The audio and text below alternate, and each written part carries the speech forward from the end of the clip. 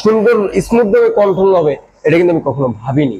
ঠিক আছে, আর একটা কথা যে এটা কিন্তু মানে খুবই কমফোর্টেবল ব্রেক। আর এই যে টায়ার সাইজও কিন্তু বড় দিয়েছে আগের চেয়ে।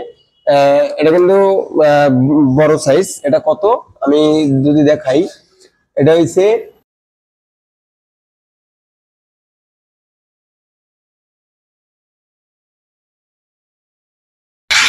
আসসালামু আলাইকুম বাইকার্স, কেমন আছেন? আলহামদুলিল্লাহ অনেক ভালো আছেন আশা করি। আমি Mohammad Tarin bike servicing BD channel থেকে আজকে আবারও নতুন এক রিভিউ নিয়ে চলে আসলাম অনেক দিন পরে।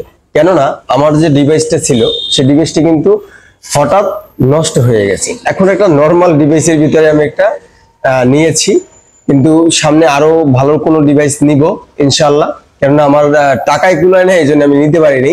আপনারা যদি আমার হেল্প করেন তাহলে কিন্তু আরো ভালো ডিভাইস নিতে পারবো।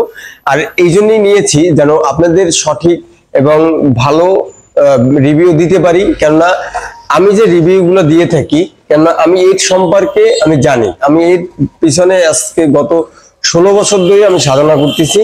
আমি যতটুকু জানি ততটুকু আমি আপনাদের রিয়াল ভাবে বলার চেষ্টা করি।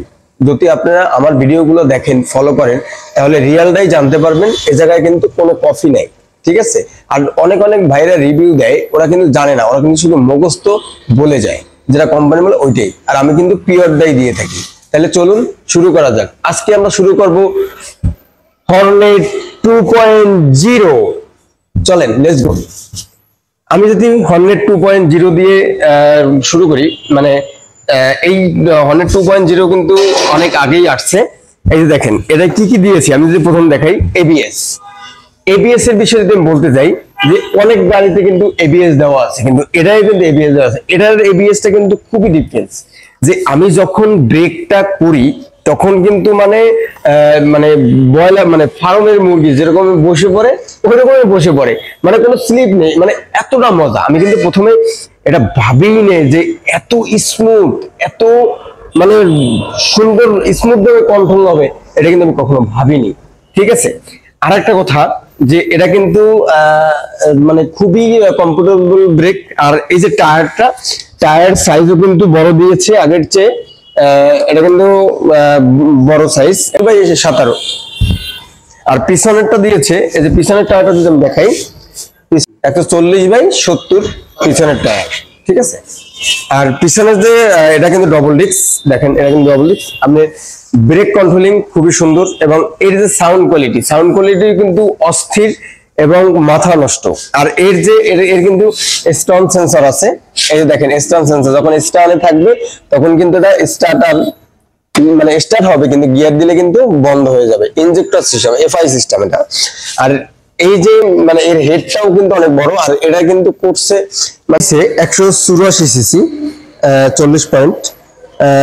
আর এটা যে মানে গেটআপ, ব্রেক কন্ট্রোলিং সব দিক দিয়েই কিন্তু মাথা নষ্ট একটা বাইক। হেডলাইটের আপনাদের হেডলাইট দেখাই, হেডলাইটটাও কিন্তু আলো অনেক ভালো দিয়েছে। সিগন্যাল লাইটও কিন্তু অনেক সুন্দর, মাথা নষ্ট সিগন্যাল লাইট।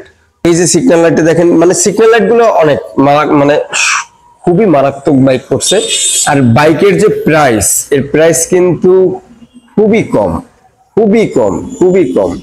এটার প্রাইস হয়েছে 2 লক্ষ, এটার মাত্র 2,89,000 টাকা। ঠিক আছে, 2,89,000 টাকা। এই যে এই জায়গায় দেওয়া আছে, দেখছেন, 2,89,000 টাকা। আর এর মিটারটা আমি দেখাইতে পারতেছি না।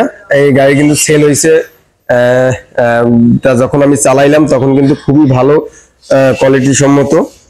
এর চেন, ড্রাপ চেন, তারপরে আপনি সব দিক দিয়েই কিন্তু এর কনফিগার কিন্তু খুবই ভালো। আর ইঞ্জিন গার্ডটাও অনেক সুন্দর করছে। তারপরে এটা কিন্তু মোবিল ফিল্টার নেই। ঠিক আছে, এটা কিন্তু ইঞ্জিন ব্রেকও আছে। আপনি যদি 100 আপে থাকেন তা আপনি ক্লাচ ধরতে হবে না, আপনি গিয়ার নিউট্রাল করতে পারবেন। আপনি এই ফ্যাসিলিটিটা আছে। এই গাড়িটা কিন্তু খুবই সত্যি অনেক মাথা নষ্ট বাইক করছে, খুবই ভালো, খুবই প্রিমিয়াম কোয়ালিটি। তাহলে ভালো থাকবেন। আর এই যে পিছনে যে ব্যাকলাইটটা কিন্তু হর্নেটের